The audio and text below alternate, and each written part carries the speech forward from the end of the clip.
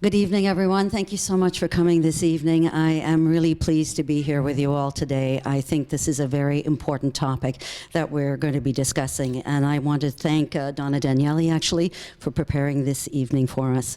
My name is Indira Naidu-Harris, and I am running to be the next member of Provincial Parliament for Halton. And let me tell you why. I have lived in Halton for more than 20 years, actually just on Mary Street, just on the road here.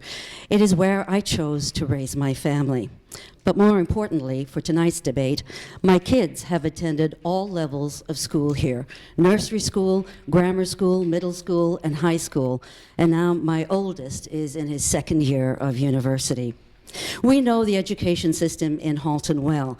It is full of fine, dedicated teachers, excellent administrators, and caring staff. They work hard for all our children and therefore for all of our futures.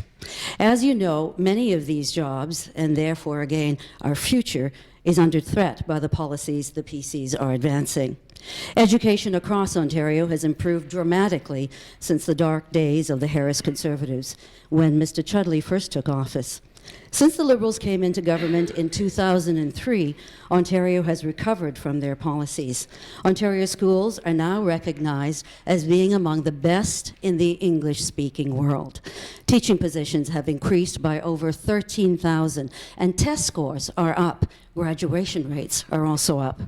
Now, while I have long contributed to my community through volunteerism and local activism, I have come to see that I can serve Halton best where the need is greatest as a member of Provincial Parliament. Halton is growing and changing, but in my opinion, it has not had strong representation for a long time, and that is why I'm running. We need a change of representation in Halton. We need a stronger voice. My background has prepared me well for this role. In addition to my long career in journalism at the national and local level, working for the CBC, CTV, and TVO, I have worked with I have worked on local and national, international causes like Halton Literacy, the Milton District Hospital Foundation, the Red Cross, and the Nelson Mandela Children's Fund of Canada, among others. I've also spent several years working as a Director of Communications in the provincial government for the Minister of Citizenship and Immigration. I know how the government works and how to get things done. Tonight, we are here to talk about the future of education in Halton. This is an issue that is near and dear to my heart.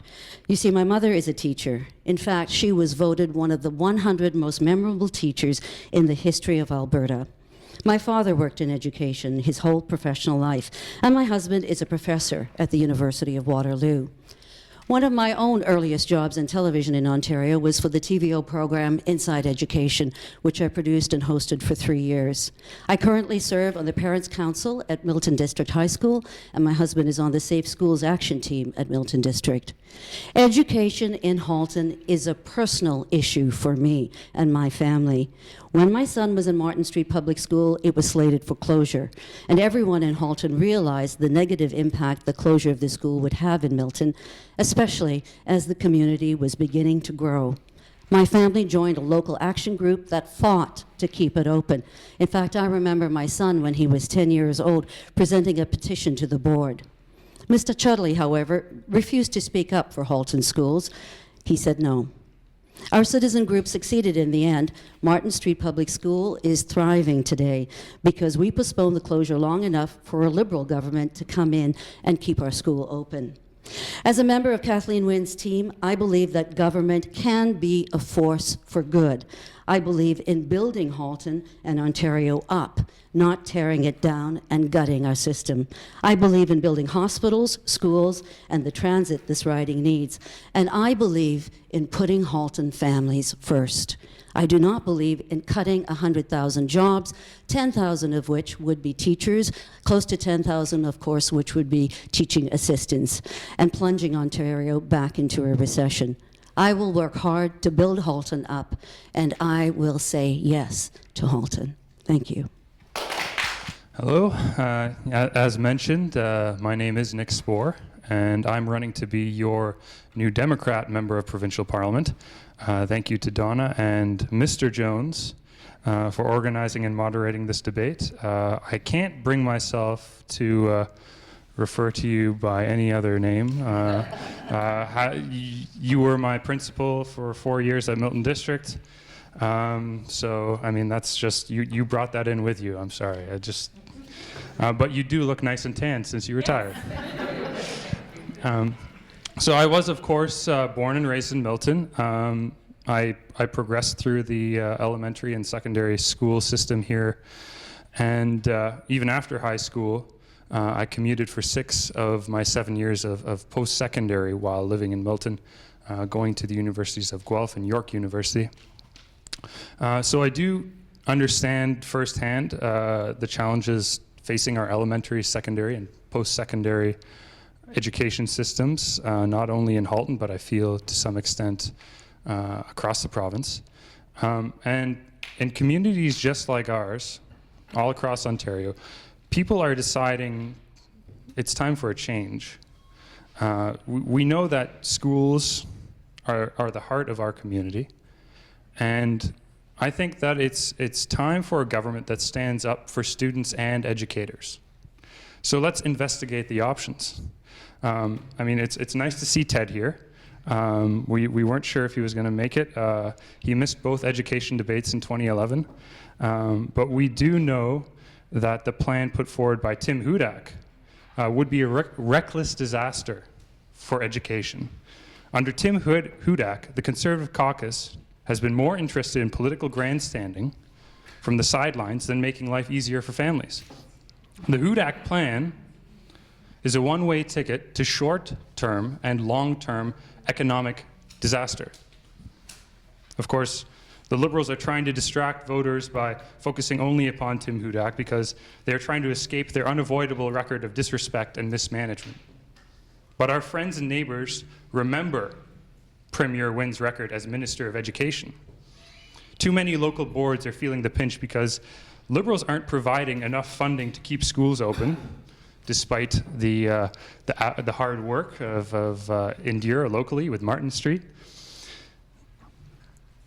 There's not enough resources for schools, for students. Wynn loves to talk, but we need action. Liberals have proven over the past 11 years that they cannot be trusted to keep their promises on education. So why should voters trust them this time? But it is good to see Indira present at this debate, having been absent at the last week's agricultural debate in Campbellville. It's quite curious how someone so in line with the inner circle of the Central Liberal Party could miss this debate, given how Wynn is now also Minister of Agriculture, or at least was before the writ dropped. Now, don't get me wrong, I truly like you a lot.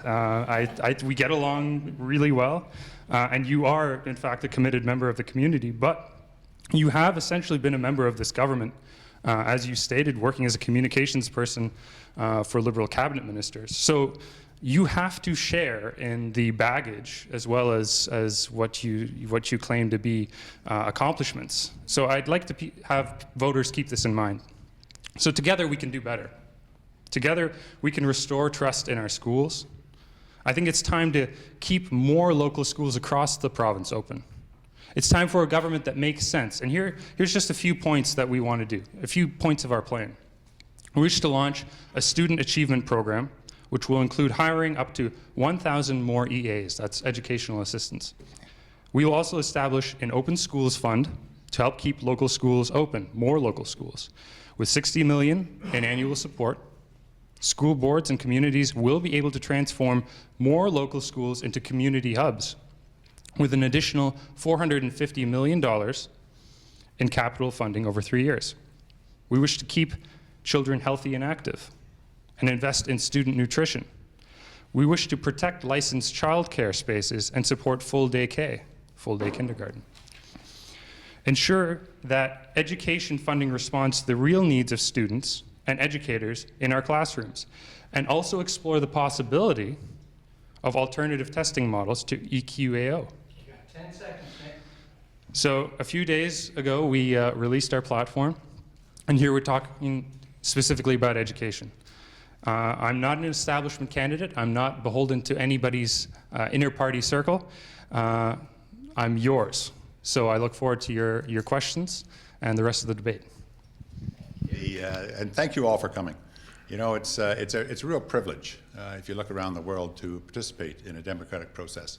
And that's what we're doing here tonight. We're participating in that democratic process. And I have two volunteers from my campaign who are in the Ukraine right now, overlooking that election. I guess they're finished doing that. They're on their way home.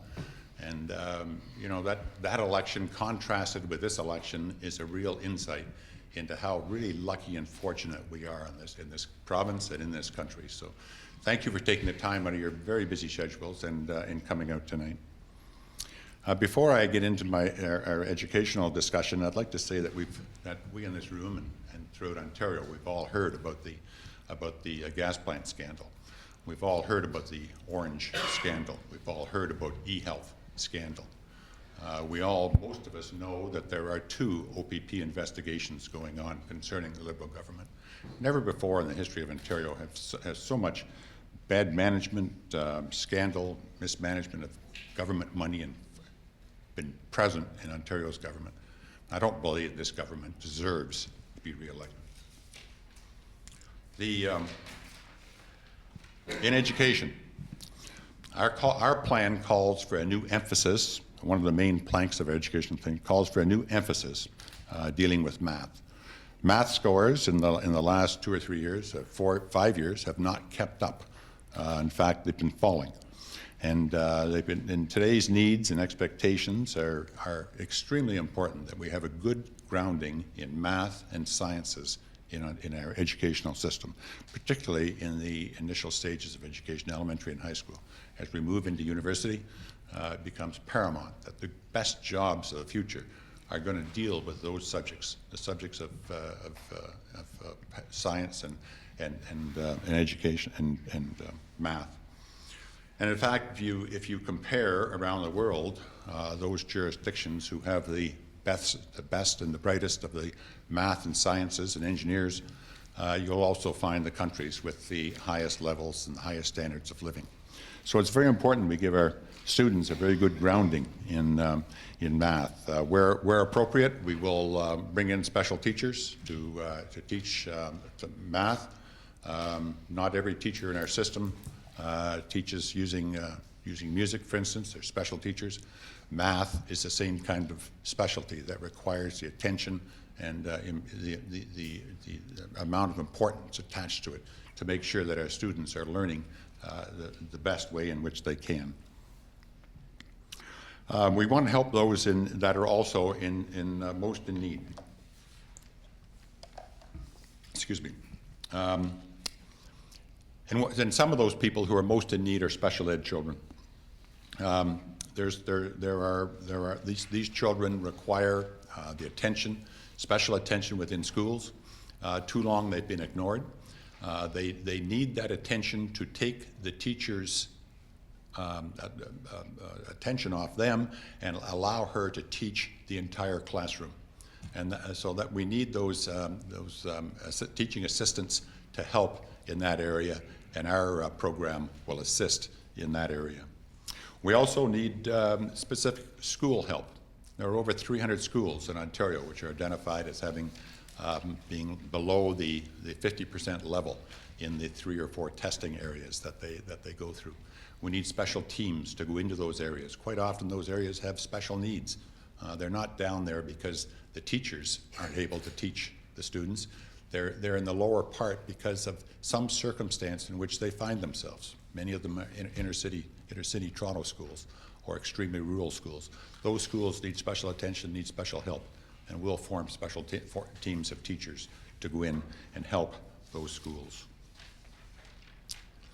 We also need sustainable funding for teaching and for education of all levels. Ontario's economy is in very serious trouble. Our debt is at about $260 billion. That's twice the California per capita for debt, and California is the basket case of the United States, and yet our debt is twice what California's is. That's 10 seconds. Our deficit is in terrible shape, and our unemployment is, there's 1 million people that woke up in Ontario this morning without a job. Ontario can do better. I want to see Ontario do better, and with your help, June 12th, Ontario will do better. Thank you very much.